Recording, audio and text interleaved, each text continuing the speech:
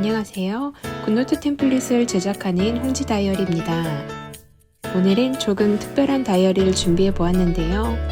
디지털 템플릿 제작 브이로그로 상품의 기획과 구상에서부터 키노트로 레이아웃을 디자인하고 완성하는 과정을 담아 보았습니다. 나의 일과 삶의 밸런스를 위한 워라벨 다이어리 제작 브이로그. 애매하게 남은 올해의 시간들을 알차게 기록할 수 있도록 파일도 무료 공유해드리니 사용 방법까지 끝까지 시청해주세요. 1년 가까이 사용한 홍지 플래너를 두고 고민이 생겼습니다. 한 달 전부터 작업 스케줄을 타임블록스 앱으로 관리하다 보니 점점 굿노트 다이어리에 빈 공간이 속출하더라고요. 일과의 흐름과 세분화된 기록을 위한 틀이라서 기록할 부분이 많은 양식인데 연말의 스케줄을 소화하려면 보다 효율적인 틀이 필요하겠더라고요. 저는 다이어리 제작과 브랜드에 관련된 모든 고민과 생각들을 브랜드 노트에 기록하며 정리하거나 구체화시키곤 하는데요. 새로운 템플릿에 꼭 넣었으면 하는 레이아웃은 뭐가 있는지를 생각하며 새로운 양식을 기획해 보았습니다. 이번 템플릿의 포인트는 일과 일상, 생각을 따로 기록하는 것이었는데요. 먼슬리와 데일리 없이 3가지 위클리를 써보면 어떨까 싶더라고요. 저는 월과 일 단위보다는 주 단위가 더 눈에 잘 들어오더라고요. 필요에 의해서 제작하는 양식의 경우 방향과 목적을 잡고 디자인은 대략적인 가이드만 세워둔 채로 작업을 시작합니다. 평소 60 다이어리 디자인을 좋아하지만 이번 템플릿은 실용성을 목표로 최대한 심플하게 디자인하려고 노력했어요. 물론 기획 단계에서의 초안은 결과물과 많이 달라지긴 하지만 머릿속에 어느 정도 그림을 갖고 있지 않으면 자꾸만 산으로 가게 되더라고요. 업무용 위클리 디자인에는 루틴과 스케줄, 투두리스트를 넣었고요. 일상을 기록하는 위클리는 건강 기록과 일기를 넣으려고 해요. 그리고 마지막으로 다용도로 사용할 수 있는 위클리도 추가하려고요. 그때그때 메모할 사항이나 섹션을 구분해서 정리하고 싶은 내용들을 마음대로 기록할 수 있는 공간을 계획해보고 있어요. 이제 아이패드 기본 앱인 키노트에서 작업을 이어갑니다. 키노트로 템플릿을 제작하는 방법은 다음 영상에서 보여드리고요. 이번에는 디지털 템플릿의 전반적인 제작 과정을 보여드리려고 해요. 템플릿은 표가 기본이 되기 때문에 표를 가지고 작업을 시작합니다. 기획한 내용을 바탕으로 어떤 비율로 어떻게 배치할지를 고민합니다.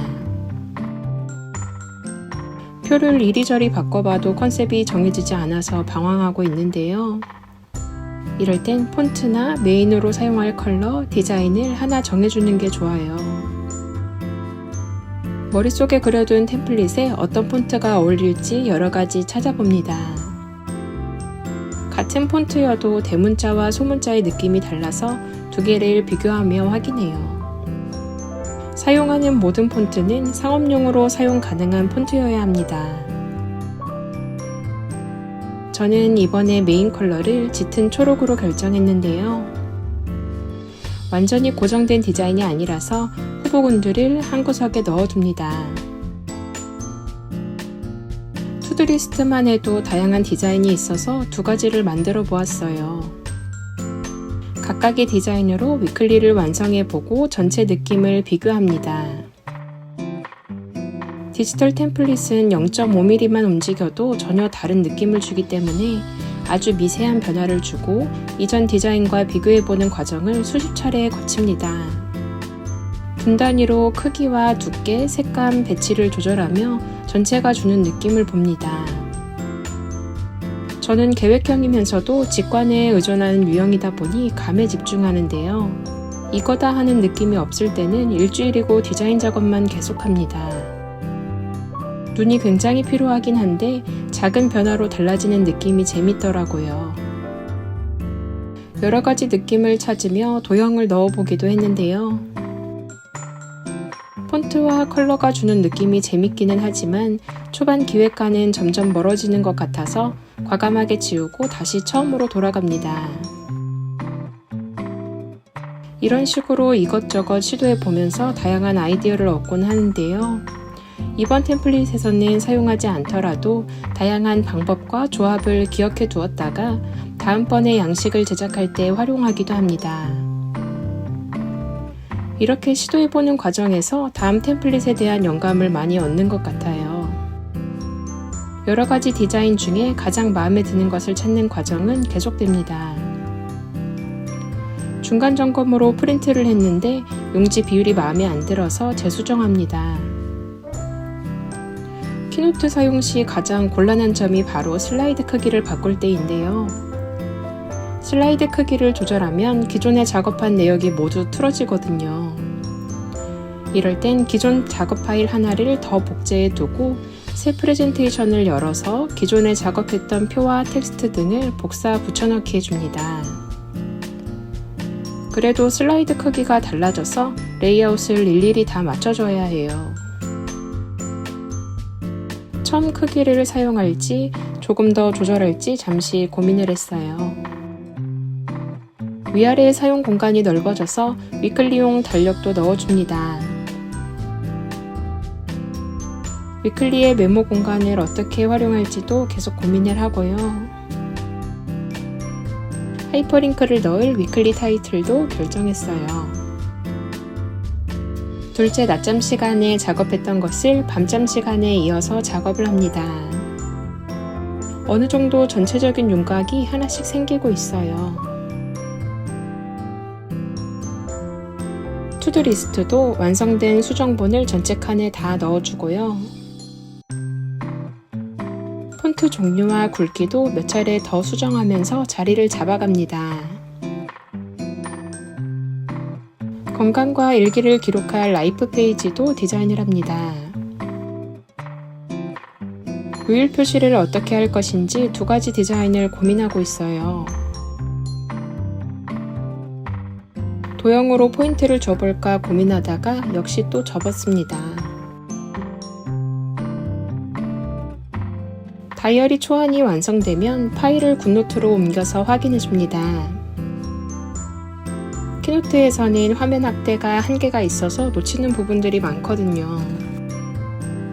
확대해서 봤을 때 손 두께, 색, 배치 등을 자세하게 확인해요. 그리고 레이아웃의 간격이 적당한지 글자를 넣어 확인합니다. 충분한 글자를 기록할 수 있는지, 전체 비율은 괜찮은지를 확인해요.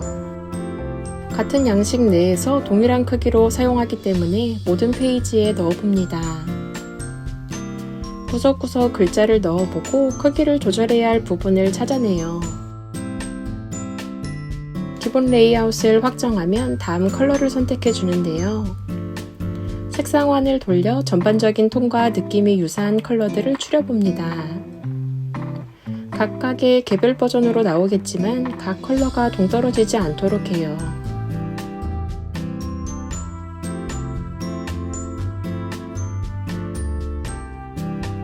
하이퍼링크 작업이 끝나면 키노트에서 1차 검수를 합니다. 보기 모드로 각각의 링크를 모두 눌러보면서 제대로 이동하는지 확인해요. 8월부터 12월까지 사용하는 다이어리라 하이퍼링크는 금방 끝났어요. 그리고 굿노트에 내보낸 뒤에 다시 한번 하이퍼링크를 확인해 줍니다. 저는 몇 달 전부터 작업 노트를 따로 만들어서 작업 내역을 기록하고 있는데요. 다이어리를 기획하게 된 계기, 작업하다 생기는 고민, 문제점 등과 작업의 진행 과정을 구체적으로 기록하면서 자료화시키고 있어요. 이번에는 슬라이드 크기로 인한 용량 문제가 생겨서 고민을 했는데요. 당장 작업하는데 다이어리가 필요한 상태라 12월까지는 이대로 사용하고 2023년 버전은 슬라이드 작업부터 처음부터 작업하기로 했어요. 그리고 작업하면서 떠오르는 생각이나 계획을 작업 노트에 메모해 둡니다. 중요한 부분은 브랜드 노트에도 함께 메모를 해두고 있어요. 중간중간에 메모하고 되돌아보는 과정을 거치면서 작업을 관리해요. 육아를 병행하다 보니 작업의 흐름이 뚝뚝 끊기는 게 일상이다 보니 작업의 흐름을 놓치지 않도록 눈에 보이게 기록으로 남겨둡니다. 밤낮 시간을 쪼개다 보니 이틀 좀 넘게 걸려서 파일이 완성되었어요. 데일리 루틴과 투두를 분리하여 사용하니 훨씬 깔끔해졌어요. 그날에 해야 하는 일이 보다 명확하게 확인되어서 좋은 것 같아요. 라이프 페이지에서는 컨디션과 식사, 운동에 관련된 건강을 관리할 수 있고요. 아래에는 하루를 되돌아보며 느꼈던 것들을 짧은 일기로 남길 수 있어요. 밸런스 페이지는 우선 머릿속에 둥둥 떠다니는 것들을 정리했어요. 머릿속에 이것저것 뒤엉켜서 정리되지 않는 다양한 주제들을 모아서 각각의 칸에 넣어두고 목록화시켜서 정리를 해주었습니다. 이번 주 작업 페이지로 돌아와서 보면 주중에 하는 일들이 메모되어 있어요. 일과 중간중간에 전날과 아침에 계획해 두었던 목록들을 점검하고요. 오늘 하루 중 가장 많이 한 생각이나 사건을 일기로 남겨둡니다. 보통 한 번 쓰고 지나간 일기는 다시 찾아서 보기 어렵더라고요. 그래서 3년 다이어리에 붙여 넣어서 3년의 기록을 모아두고 있어요. 이번 워라벨 다이어리에 어울리는 폰트를 몇 가지 추천해 드릴게요. 단정하면서도 다양한 굵기가 있는 폰트를 위주로 찾았습니다. 다이어리 제작에 가장 많이 사용하는 폰트는 에스코어 드림입니다. 또 이번에 바스커빌체를 처음으로 사용해 보았는데 볼수록 매력적이더라고요.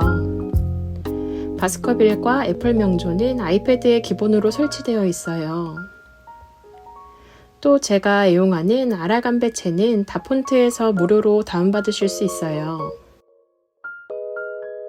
폰트의 컬러를 바꿔주고 배경을 흰색으로 맞춰주면 타이틀로 쓸 수 있어요. 바스커빌은 대문자로 사용할 때 또 느낌이 달라서 좋더라고요. 같은 방법으로 아라간베체도 원하는 타이틀을 만들어서 사용할 수 있어요. 워라벨 다이어리는 4가지 컬러로 준비되어 있는데요. 차분한 그레이 컬러도 있고요. 짙은 보라색도 있습니다.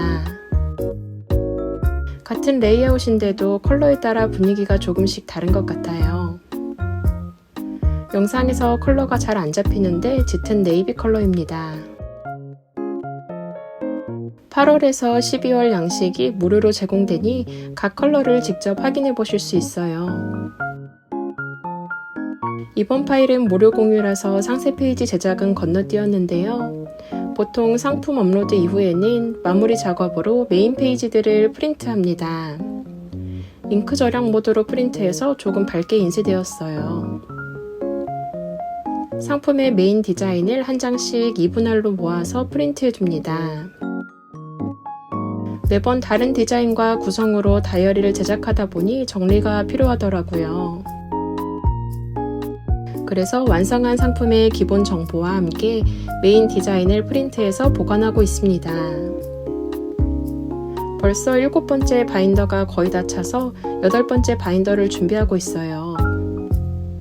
나만의 자료집, 브랜드 노트, 작업일지 등을 함께 사용하면서 취미로 시작했던 이 작업에 마음을 많이 쏟고 있습니다. 이렇게 파일 정리까지 마치면 정말 끝이 나는데요. 이제 또 다음 상품을 기획하면 됩니다. 많은 부분이 생략되었는데도 이야기가 많이 길어졌네요. 오늘 보여드린 워라벨 다이어리는 더보기란에 링크를 걸어둘게요. 남은 기간 사용하시면서 피드백을 남겨주시면 보강해서 준비해 오겠습니다. 오늘도 영상 시청해주셔서 감사합니다.